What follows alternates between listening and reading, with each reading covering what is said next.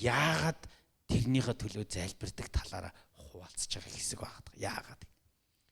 Тэр би өөрөө Библи тайлагч хүний хувьд зарим үгнүүд нь надад сонирхолтой байлаа л да. Тэрнийгээ өнөөдөр би та бүхэнтэй хуваалцъя гэж бодсон. Дараагийн слайд. Паулийн энэ хэсэгтэр бялхах болтугай гэж би залбирдаг гэж нэг хэсэг байна. Бялхах болтугай гэж. Дараагийн слайд яваарай. Явдаг. Тэгээд энэ Паулийн 9-өөс 10 дугаар ишлэгийг харуул 9 дугаар ишлэл дээр богинохон залбирал байгаа. Би ингэж залбирдаг гэж. 9 дугаар ишлэл дээр. Тэгээ юу гэж залбирдаг вэ гэхээр хайр чинь мэдлэг ба бүх хэрсүү ухаанаар улам бүр бялхах болтугай гэж би залбирдгаа гэж Паул Филиппо чуулганыханд хэлсэн. За хайр чинь тэгэнгүүтээ дараагийнх нь залбирал биш 10 дугаар ишлэл. Энэ өөрөө Паулийн ойлголт байгаа. Би ингэж залбирснараа тэ ер нь бол нэг юм хитгэн үг байна те. Хайр чинь мэдлэг ба бүх хэрсүү ухаанаар улам бүр бялхах болтугай. Энэ залбирлыг би хийдэг. Филиппон чуулганыхын хайр, Филиппон чуулганыхны хайр ийм юмнуудаар бялхах болтугай гэж залбирдаг. Тэгснээрээ одоо энэ залбирлынхаа үр дүнг тайлбарлаж байгаа. Тэнгүүт тэр залбирлын 10 дугаар ишлэл дээр ингэснээр гэх тэгэнгүүт нэг тийм дөрвөн чухал зүйл гарч ирж байгаа. Тэгээ би энэ хэсгийг эргцүүлж байгаад юу гэж нэрлсэн бэ гэхээр Филиппон чуулганы талаарх Паулийн мөрөөдөл гэж илэрхийлсэн байна. Филиппон чуулганы талаарх Паулийн хүсэл. Та нар маань чуулганы пастор бол чуулганаа нэг тийм мөрөөдөж байгаа мөрөөдөл байгаа тий. Та хэд нэг тийм байдгүй. Манай чуулган яг ийм байгаасаа гэж. Тэгээ боддог бах тий. Ер нь чуулганы манай чуулганы бүх хүн машинтай болчихаасаа. Тэ манай чуулганы бүх хүн 11 сая төгрөг давчаасаа. Тэгэх юм бол манай чуулган мөнгөөр дүүрэн байна тий. Эсвэл бол манай чуулганы бүх хүмүүс нь одоо яадгийг байртай болоо туслантай болчихоосай. Тэгээ ингэ бодох юм бол амар материаллог байгаад байгаа шүү дээ. Тэгээ ер нь бол чуулганы хүмүүс ер нь ингэнтэй болчихоосай, тиймтэй болчихоосай. Тийм нэг мөрөөдөл байгаад байна. Чуулганыхаа хүмүүсийн талаар. Нөгөө би түрүү хэлсэндээ манай чуулганыхаа айгуу удаан залбирж байгаа залбирал гэдэг. Тэгээд тэр залбирлын сэдвүүдийг нь би ингээд сая энэ 100 сонирхолтой юм болсон л доо. Манай энэ 100 манай чуулганыхаа энэ 100 амарцсан. 6 сараас эхлээд 9 сар хүртэл залбирлын үйлчлэл байна амарцсан. Сонирхолтой нэг юм үзэгдэл бас яг 3 дахь өдрийн нөгөө энэ 100 амарсан. Урдлын 100 бол амраагүй зүгээр энэ 100 амарцсан. Тэгээд би энэ 100 болохоор ер нь чуулганы маань хүмүүс ер нь юуны төлөө залбирмаар байна. Тэрийг нь мэдэхгүй болсон. Тэгээ ерөнхийдөө нөгөө чуулганыхаа хүмүүсийн тэр залбирлын сэдвэр залбирахаар ер нь залбираад ахаар 3 дахь өдөр болгон залбираад ахаар бүтэнсээ өдөр очиод ер нь энэ чуулганы маань хүн юу хүсэж байгаа, яаж байгаа ер нь мэддэг л дээ. Энэ хин аав ээж нь ямар байна, хүмүүс нь ямар байна, өөрөө юу хүсэж байна тэр талаар мэддэг. Тэнгүү тийм нэг нөгөө хүний хүсэл бас харагдаж байгаа. Ер нь бол тэгчээсэ, ингэчээсэ гэсэн нэг юм мөрөөдөл. Яг бидний мөрөөдөл байна. Илч Паулийн мөрөөдөл байна, тэ. Илч Паулийн Филиппо чуулганыг талаар бодож исэн нэг тийм юм хүсэл мөрөөдөл нь юу байсан бэ гэхээр нэгдүгээрт нь те 10 дугаар ишлэлээр ингэснээр та нар алив сайныг ялган таньдаг байх болно гэсэн. Нэг залбирлыг хэлсэн. Гэхдээ тэр залбирлын үр дүнд Филиппон чуулга ямар болох вэ гэхээр алив сайныг таньж мэддэг. Энэ өгүүлбэрийг хэлэхээр та нарын толгойд юу бодогдож байгааг мэдэхгүй. Алив сайныг таньж мэддэг болох гэж. Ерөнхийдөө байгууллагын удирдлага ч юм уу ямар нэгэн хэцүү шийдвэр гаргахаар болох юм бол айгүй хэцүү олон шийдвэр гаргадаг л да. Олон сайнны дундаас илүү сайн шийдвэр гаргах гэж оролдоно. Заримдаа олон муугийн дундаас арай илүү шийдвэр гаргах гэж оролдоно. Тэгээд тэр шийдвэрийг гаргахад маш олон хүчин зүйлсүүд байгаа тийм. Ер нь ёс суртахууны, янз бүрийн ийм хүмүүсийн хоорондын харилцааны айгүй олон ийм сонголтын дунд байна. Тэр Паулийн хувьд Филиппон чуулганыхыг бодохдоо энэ сайн дундаас, алив сайн дундаас ялхан таньдаг байх нь Филиппон чуулганыхны хувьд айгүй чухал асуудал байсан байна. Тэ аливч маш чухал асуудал. Тэгэхээр бид нар залбиралдаа Паул шиг залбиралдаа чуулганыхаа хүмүүсийг та нар ихтэй аливаа сайнны дундаас сайныг нь ялгахан таньдаг байх нь их чухал залбирлын сэдэв болохыг нь харж болж байна. Тэ ер нь бол за хоёр дахь, гурав дахь хоёр нь давтагдсан байгаа даа. Тэ Христийн өдөр хүртэл цэвэр байх. Энэ бол угаасаа ойлгомжтой. Христийн өдөр гэдэг нь бид нар юу гэсэн үг лээ? Тэ Есүс дахин ирэх өдөр хүртэл бид нар итгэлээрээ цэвэр байх тухай ярьж байгаа. Итгэлээрээ цэвэр байх. Гурав дахь нь тэ Христ дахиад Христийн өдөр хүртэл гим зэмгүй байх гэж. Альва ямар нэгэн бурхны эсрэг гим нүгэл үйлдэггүй байх. Тэгээ дөрөв дэх нь бурхны алдар ба магтаалын төлөө Есүс Христээр ирэх зөвхт байдлын үр жимсээр дүүрэн байх гэсэн. За энэ зөвхт байдлын үр жимсийг бодохоор ариун сүнсний үр жимстэй адилхан. Гэхдээ энэ дөрвөн хүсэл нь дандаа тийм үү? Дандаа Паул бүх Христэд итгэгчдээс хүсдэггүй гэж бодохоор бид нар яг энэ нөхцөл байдал Библийн сургуулийн оюутан бид нар юу анзаарах хэрэгтэй вэ гэхээр Филиппон чуулган юу тохиолдсон бэлээ гэдгийг бодож үзэх хэрэгтэй болно. Филиппон чуулганых нь. Яг гэвэл Паул энэ хүслээ те энэ хүслээ Филиппон чуулганых нь нэг ийм дөрвөн юмыг болчвол айгүй гоё байна гэдэг нэг тийм хончны зүрх сэтгэлээр Филиппон чуулганд бичсэн байгаа. Манай чуулга ийм болчихвол гэж. Надад бол та нар ийм байдалд хүрвэл айгүй гоё юм шиг санагдаад. Тэ? Инхийн тулд нэг залбирлыг л Паул маш сайн хийсэн байна те. Ямар залбирлыг хийсэн бэ гэхээр бялхах болтугай л гэж нэг залбирлыг хийгээд ирсэн. Ер нь бол бялхах болтугай гэж. За тайлбар толноос ингээ сайн уншихаар Паул энэ бялхах болтугай гэдэг үгийг яг олон юмн дээр маш олон юмн дээр хэрэгэлсэн гинэ. Өөх ямар жижиг болцсон юм бэ. Уншихын аргагүй жижигэр тавиацсан байна те.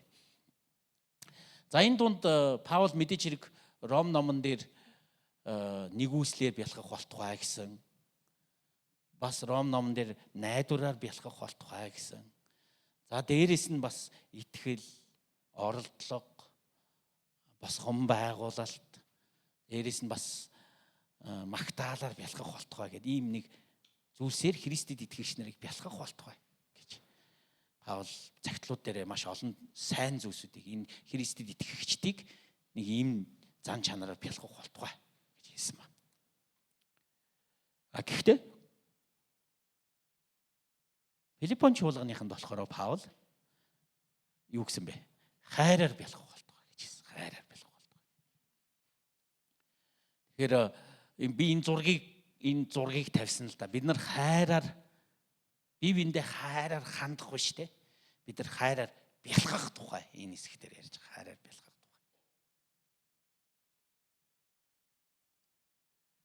Гэтэ яг хайраар бялхах тухай ярих гэхээр тэрэн дээр бас нэг тэр хайранд нь хоёр зүйл байх хэрэгтэй гэдээ Паул нэмээд хэлсэн.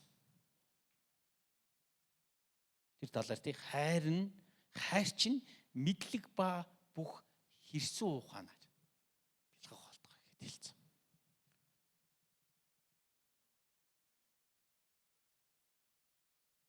Тайлбар тойл уншиж ирсэн чинь нэг эрдэмтэн ингэж хэлсэн ба. Дараагийн слайд. Скот гэдэг нэртэй нэг эрдэмтэн энэ үгийг хэлсэн байсан. Ийхүү өгүүлсэн байсан. Магадгүй бүхнийг амархан хүлээн зөвшөөрч твчих хүсэлтэй ийгдэг зангаас илүү хортой зүйл байхгүй.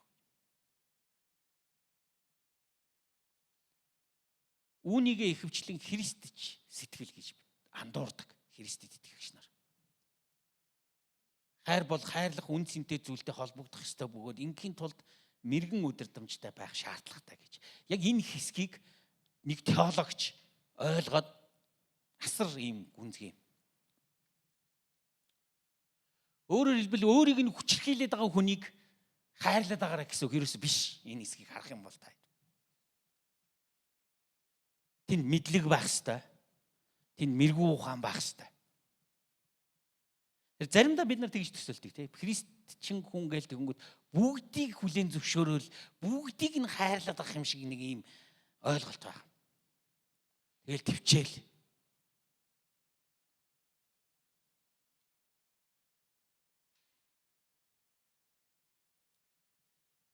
Энэ хэсгийг аягүй сайн ойлгох юм бол баг өөр юм ярьж байгаа юм биш үү гэж энэ Скот гэдэг эрдэмтэд хэлж байна те.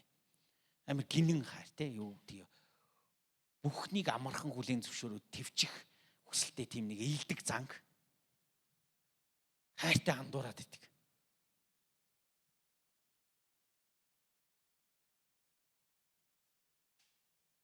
Гэхдээ энэ нь ийм нэг зам заримдаа бүр тий сайн үр дагавар юус авчрахгүй гэж байгаа.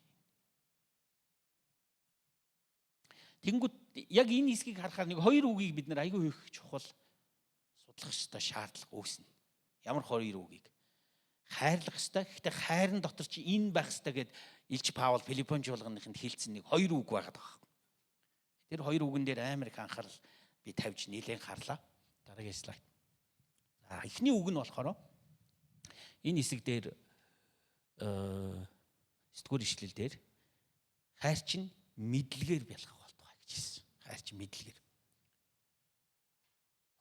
Манай би одоо дахиад өөрийнхөө заасан багшийнхаа жоохон хэлсэн юмыг манай багш маань чи грек хэл сурчаад юм болгоныг грекээр бичээд гайхуулаад аваа гэж надад хэлсэн. Ер нь бол грек хэл тайллын дараа. Тэгвэл яг уу их хэлнийхээ библийн үн цэнийг чи улам бүр унгаад байшгүй биш. Монгол хэлээр орчуулсан библи. Монгол хэлнийхээ библийн үн цэнийг би ерөөсөө унгаагүй шүү. За би өөрийгөө грек хэл мэддгээрээ бас бахархаагүй. Гэтэ энэ дэр нэг ингээ хараад ахаар нэг юм юу байгаад байна. Ялгаа. Тэгээ би яг хуу энэ ялгааг илүү их тодруулахын тулд 2019, 2013, 2004 оны орчуулгуудын хооронд харьцууллаа л та. Ер нь энэ гурван орчуулган дотроо харьцуулсан чинь 2004 оны орчуулган дээр яг энэ хэсгийг бичихтэй юу гэж бичсэн бэ гэхээр хайр чинь жинхэнэ мэдлэг гэж бичсэн байгаа даа. Нэг үг нэмцэн 2004 оны орчуулга дээр жинхэнэ мэдлэг. Тэгээд 2013, 19 болохоор нөгөө жинхэнэ гэдэг үгээ авч хаяад хоёлаа мэдлэг гэдээ авчихсан. Шууд ганцхан дан үгээр. Тэгээ харах юм бол тэр мэдлэг гэдэг үг бол гносис гэдэг үг байна. Бид нар айгүй сайн мэднэ. Гносис гэдэг бол мэдлэг гэсэн үг. Гэхдээ Паул яг энэ хэсэг дээр гносисыг ерөөсөө хэрэглээгүй. Энэ дээр Паул эпигносис гэдэг үгийг хэрэглэсэн.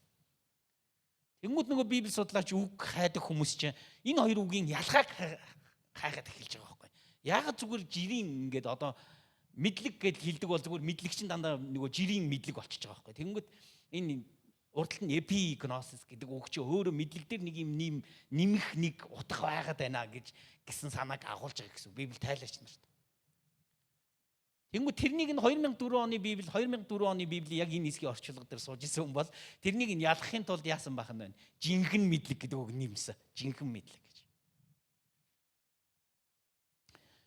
Тэгээд грек тайллуудаас ингээд хажиглаад яг энэ үгийг жинхэнэ мэдлэг гэж хэлснийг нь ялах гад ажиглаад ангууд энэ эпигносис гэдэг үгэн дээр юу нэмээд байгаа гэхээр илүү гүн, илүү бүрэн, илүү агсан төвшний мэдлэг гэдэг үгийг Паул хэрэглэхдээ энэ үгийг хэрэгжилж исэн байна гэж Библи тайлагч нар тайлбарлаад байгаа. Яг энэ үгийг тайлбарлах. Зүгээр нэг мэдлэг гэдэг үгнээс илүү арай илүү өөр мэдлэгийн тухай ярихдаа энэ үгийг хэрэгжилсэн байна гэж. Тэгээ энэ ялгаа өөрөө монгол хэлээр буухгүй л те. Яагаад ч буухгүй те. Монгол хэл нь шууд үнэн мэдлэг гэдэг дээр урд нь шууд ийм үгнүүд залгаад шинэ үг үүсгэждэг шүү дээ те. Тийм учраас мэдлэг бол мэдлэг. Тийм учраас манай Библи орчуулагч нар зүгээр сонголт хийхдээ мэдлэг гэж орчуулсан байна. Гэтэл бас нөгөө жинхэнэ гэдэг нэмэнгүүд бас буруу болчихно тий. Яг л Библийн үгэн дээр дахиад нэг үг жинхэнэ гэдэг үг нэмчихэж байгаа учраас. Заримдаа Библи тайлын орчуулга нь өөрөө аюу хэцүү. Яг энэ тохиолдолд. Яг алиг нь сонгох нь өөрөө хэцүү. Тэгээ энэ үгний тайлж байгаа илүү гэдэг нь юуны талаар илүү их мэдлэг ингээд цаашаа тайлал хийгээд үзэхээр сайн мэдээний талаарх илүү мэдлэгийн тухай ярьж байгаа гэж тайлбар хийж байгаа. Сайн мэдээний талаарх илүү мэдлэг. Өөрөөр хэлбэл юу хэлж байгаа юм гэхээр теологийн мэдлэг байна гэх юм. Тэгэхээр таны хайр чинь зүгээр нэг гинэн хайр биш. Энэ дээр Бурхны үгийн талаарх мэдлэг нэмэгдэж ийж илүү зөв зохистой тий чиглүүлнэ гэж. Зөв зохистой чиглүүл. Тэгэхээр өөрөөр хэлбэл Паул бол хэлж байна те, та нар хайрлна. Гэхдээ хайр дээр чинь жинхэнэ мэдлэг буюу Бурхны үгийн талаарх мэдлэг илүү их нэмэгдэж ийж тэр мэдлэг нь бидний хайрыг зөв чиглэл рүү захирах ёстой. Зөв чиглэл рүү. Тэгэхээр яагаад энэ сайн мэдээний Библийн мэдлэг хайрт илүү чухал вэ гэхээр монголчууд бид нар ч ихсэн заримдаа хэлдэг те. Юу гэж хэлдэг вэ? Хайр гэдэг чинь сохор юм аа. Тийм үстэй те. Хайр гэдэг чинь сохор юм аа гэд бид нар хэлдэг штэ те заримдаа. Тэ хайрч дурлж байгаа хүмүүс л аягуусаа мэдэх бах те.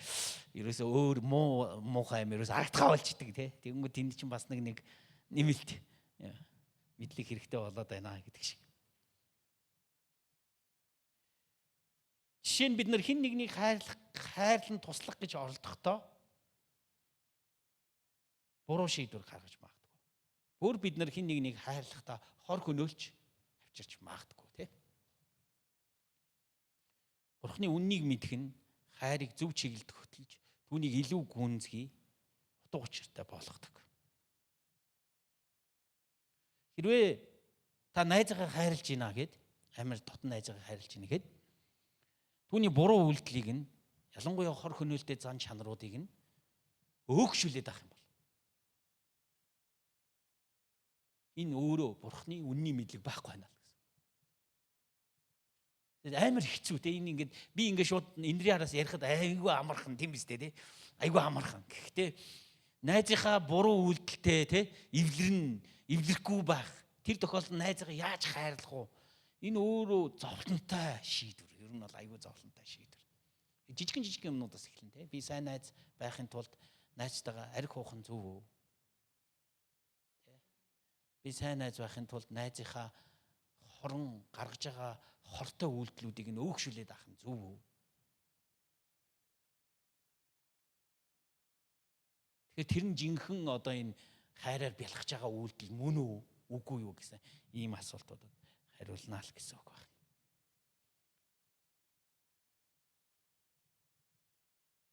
Ийм нэг үг бахна штэ тий. Жинхэнэ мэдлэг буюу Бурхны үнний мэдлэгээр хайрыгаа чиглүүлэх ёстой гэж. Хоёр дахь үг нь. За дахиад нэг грек эстес гэдэг үг байна тий.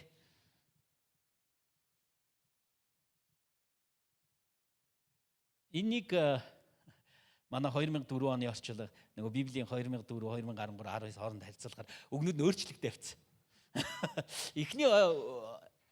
Эхний орчуулгад бүх ойлгоц гэж явж байгаад одоо хамгийн сүүлийн орчуулга бүхий хэлсэн ухаан гэж явцсан. Ойлгоц хэлсэн ухаан хоёрыг ингэж адилтгаж үүссэн юм шиг байна. Тэ? Энэ грек үгэн дээрээ ч гэсэн нилээн грек хэлний тайлбар толыг ингээ уушгаар грек үгэн дээрээ ч гэсэн нилээх маргаа өрнүүлээд байгаа. Ер нь бол энэ үг нөгөө Библи тайллын чи энэ үг хаана Библийн ямар ишлэлээр ямар утгаар гарч ийн гэгээд хам сэдвээс нь хамаараа нөгөө үгийн өөрчлөлтүүдийг ярьсаар хагаад тэгээ энэ эцэст нь энэ үг нэг иймэрхүү хүрээний утгыг илэрхийлж ийн гэж тодорхойлоод байгаа. Ийм хүрээний олон хүрээтэй. Зүгээр нэг яг оноос утгаар биш ийм утгууд нийлээд нэг ийм хүрээний утгыг.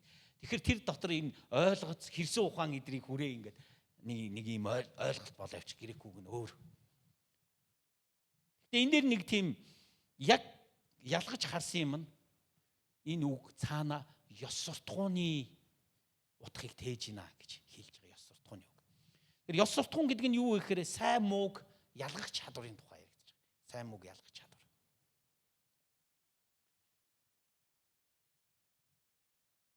Тэгэхээр энийг уртлынхаа нөгөө мэдлэгтэй нийлүүлээд ойлгохоор зөвхөн мэдлэг хуримтлуулах биш. Тэр мэдлэгийг амьдралдаа хэрэгжүүлээд тэгээд тэр амьдралынхаараа энэ миний мэдж байгаа мэдлэг маань энэ хийж байгаа үйлдэл маань зөв хийж байгаа үйлдэл маань буруу гэдгийг өөрийнхөө ёс суртахуунаараа тодорхойлох хэрэгтэй болж байгаа юм гэж.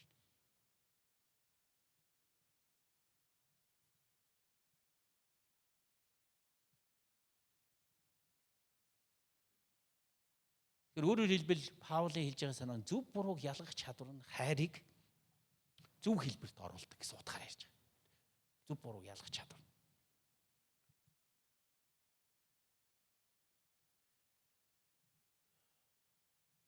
манай эхнэр бид хоёр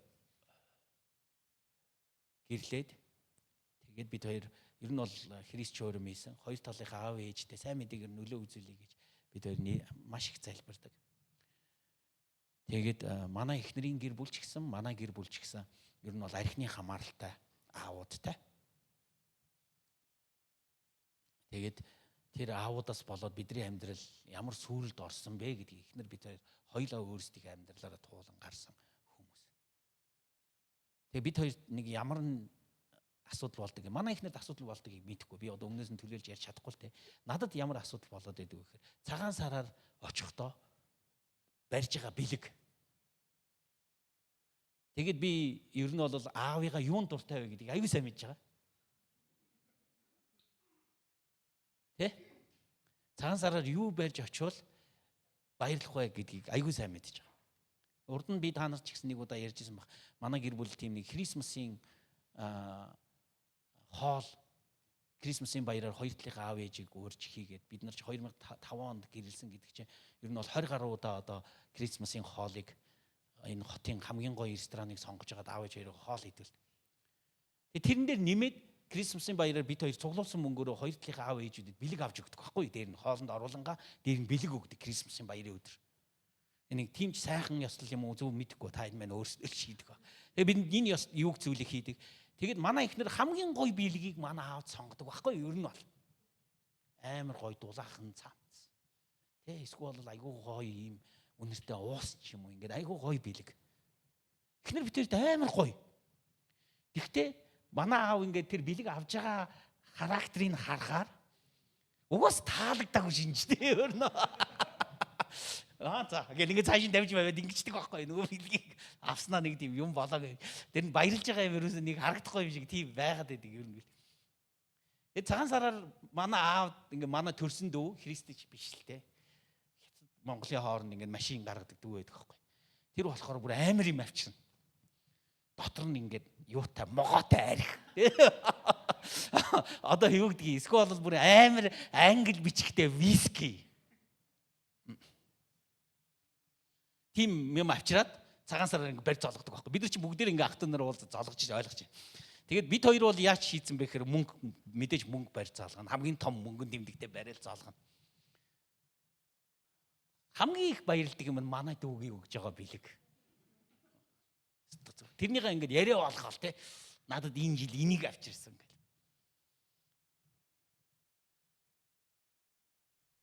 Сайн бэлэг үү? Манай гэр бүлийн хувьд бол угаасаа энэ архинд манай аавыг донтуулаад байгаа гэдгийг аюул сайн мэднэ. Тийм учраас ерөөсөө өгөхгүй. Тэр нь тэгээд баярлуулахгүй гэсэн үг үү? Заримдаа хүүхэд шиг те хүмүүс ер нь заримдаа хүүхэд шиг те. Тэрийг нь дамжуулаад энэ Монголын бүх юм Монгол ирчүүдийг алж штэ. 2 өдөржингөө 3 өдөржингөө ажил хийлгүүлж байгаад арх үг айчих жоох. Тэ 3 өдрийн цалин. Залтай хүмүүс бол тийм биз дээ те. Сайхан ингээл арх өгөөл, архитуулаад ингээл асуудал 8-аа ингээл шийдэд байгаа. Тэр нөгөө донтож байгаа хүний те донтолтоор нь дамжуулаад ингээл арх. Тэр байтга манай нэг хамаатны ахыг хоёлаа дэлгүүр хамтран эзэмшдэг хүмүүс байж байгаа. Дэлгүүр хамтран эзэмшдэг те 50% шеэртэй дэлгүүр хамтран эзэмшдэг хүмүүс байж. Архицаар байгаад согтуугаар нь нөгөө юугаа хувьцаагаа шилжүүлэх юм дээр гар усцвал. Тэгээ шүүхрийг авч чадаагүй гэсэн.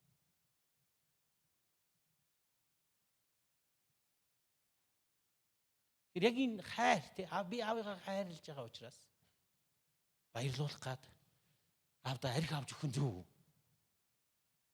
Аюу хэцүү асуудал те би энэ яг одоо ингэ нэг контекстыг дэлгэрүүлээд ярихаар амар хэцүү. Тэ ер нь бол мань хүний баярлж байгааг харах тийм хүсэл ингээ хүүдэн байгаад шүү дээ тий. Бас нэг тий. Үгүйс нэг ганц баярлуулчих юмсан. Тэгтээ тэр баярлуулж байгаа юм нь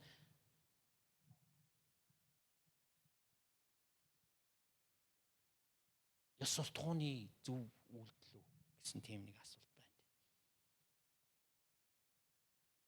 Өөрөөр хэлбэл хайрлаж байгаа тухайн нөхцөлд юу хийх ёстой, юу хийх ёсгүй гэдэг нэг тийм өвдөлттэй шийдвэр гаргамаар болно тий. Хайр гэдэг өвдөлттэй шийдвэр.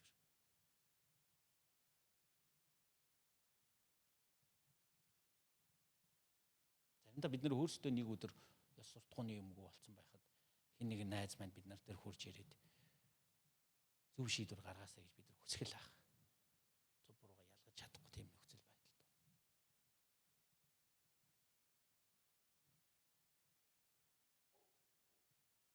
Есүс өөрөө энэ зарчмыг амьдралдаа маш тодорхой харуулсан тий бид нар мэдж байгаа. Тэр хүмүүсийг хайрладаг байсан ч гим нүгшил нүглийг нь өөгшүүлээгүй Есүс.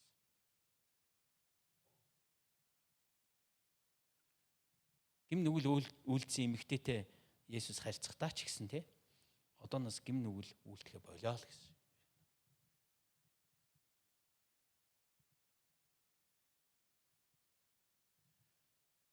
Хайр өөрөө тэ нэг ийм хоёр юмны нэмэлтээр христчин төгөлдрчлөө олж байгааг нь бид нар энэ залбирлаас Паулийн энэ залбирлаас ойлгож байна тий. Тэгэхээр ийм 2-3 хүн үгээр залбирал мөртлөөсөө ямар амар цааталдаа тийм ийм гүнзгий утгаар илж Паул залбирж байгааг нь бид нар харж болж байна тий. Дараагийн слайдыг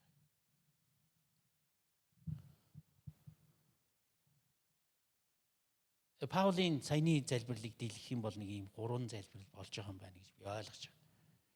Бурхны хайраар бялхах болтугай. Гэтэ тэр хайрыг зөв чиглэлд хөтөлж Бурхны хүслийн дагуу үйлдэлд гарах мэдлэгтэй болох болтугай. Дээрэс нь хайрыг амьдралынхаа бодит нөхцөлд хэрэгжүүлж зөв шийдвэр гаргахад хүргэх бүх хэрцүү байдлыг эзэмших.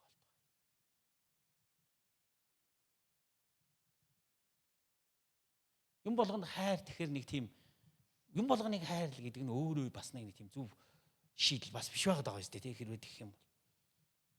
Тэрнийг чиглүүлдэг зүйлсийг бид нар эзэмших ёстой. Тэрнийх нь нэг нь мэдлэг. Тийм ч учраас та нар энэ Библийн сургалт ороод ирсэн байх гэж бодож байна тий. Бурхныг таних сайн мэдээний мэдлэг. Тийм болохоор өнөөдөр би аюу чин зүрхнээс та нарт хэлмээр байна тий. Та бүхний бэлгэж байгаа хайрыг зөв чиглэлд хөтлөх Бурхны хүслийн дагуух мэдлэгийг та нар эзэмших болтугай. Зам нь зовлонтой тий. Ер нь бол сурна, бичнэ, гэрийн даалгавар хийн тий. Тэгтэл энэ зам маань тий арай илүү сайн үйлчлэл рүү хүрэх зам байх болтугай. Тэр нь зөвхөн толгойн мэдлэг болоо зогсвол аюу харамсалтай байна тий. Толгойн мэдлэг болол нэг л их теологийн лаг мэдлэгтэй хүн. Гэхдээ тэгээ яг амьдрал дээр үйлж байгаа үйлдэл нь тэр теологийнхоо мэдлэгийн эсрэг юм ийгээд байдаг. Тэгээ тэрийг оч ойлгохгүй заримдаа айгүй хэцүү. Би яг ингэ шүүмжилж ярьж байгаа мөртлөөсөө нэг өдөр би тийм болохыг ч мэдэхгүй шүү дээ. Тийм биз дээ. Бид нар хүмүүс миний гарыг ингэ зүсэх юм бол Адамын цус урсгал байх. Би Есүс ерөөсөө биш. Алдаа дутагдал гаргана. Тийм биз дээ. Гим нүгэл буруу үл. Тэр нэгэн цаг та нар хурж ирээд намайг бас сэргэн босгоорой гэж хүсмээр. Үнний мэдлэгээр тий? Хэрсүү энэ юу гэж хэлээ бүх хэрсүү байдлаар. Хамгийн сүүлийн 2019 оны орчуулганд дээр хайр нь бүх хэрсүү байдлаар бялхах болтугай гэсэн. Гайхалтай залбирал хийж Паулийн тий? Юр бусын гайхалтай. Биднийг нөгөө өдөр тутмынхаа өвчин, зовлон тий одоо юу гэдгийг материаллык зүйлсийн эрэл хайгуулын ийм залбирал дотор явж хахад энэ залбирлаас биднийг илүү тэнгэрлэг, илүү бурхантай ойртуулсан ийм нэг чухал залбирал руу та хэд мань арай илүү анхаарлаа төвлөрүүлээсэ гэж би та бүхнийг уриалж байна. Хамтдаа бүгдээрээ залбирая. Яг энэ залбирлаар та чуулганыхаа гишүүнийг болгоны төлөө залбираасаа гэж би хүсэж байна. Өөрийнхөө ажиллаж байгаа чуулганыг үнэхээр тэ манай чуулган энэ хайраар бэлгэх болтугай. Гэхдээ тэр хайр нь жинхэнэ мэдлэгээр чиглүүлэгдэх болтугай тий. Тэр хайр нь бүх хэрцүү байдлаар хөтлөгдөх болтугай гэж. Чадвал та бүхэн чуулганыхаа хүмүүсийн нэрийг нь дурдаад залбираасаа гэж хүсэж байна. Хамтдаа бүгдээрээ эзний өмнө очиж залбирцгаая.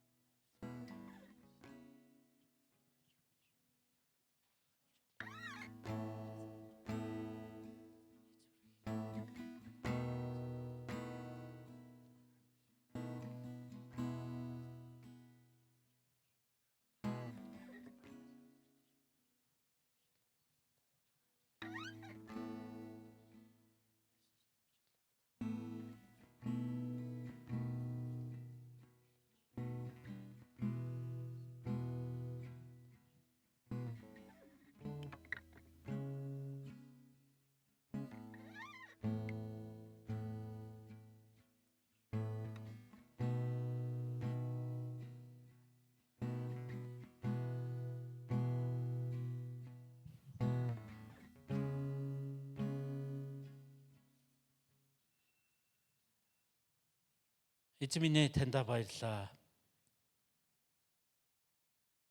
Библийн сургалтын төвийн хамт олон бид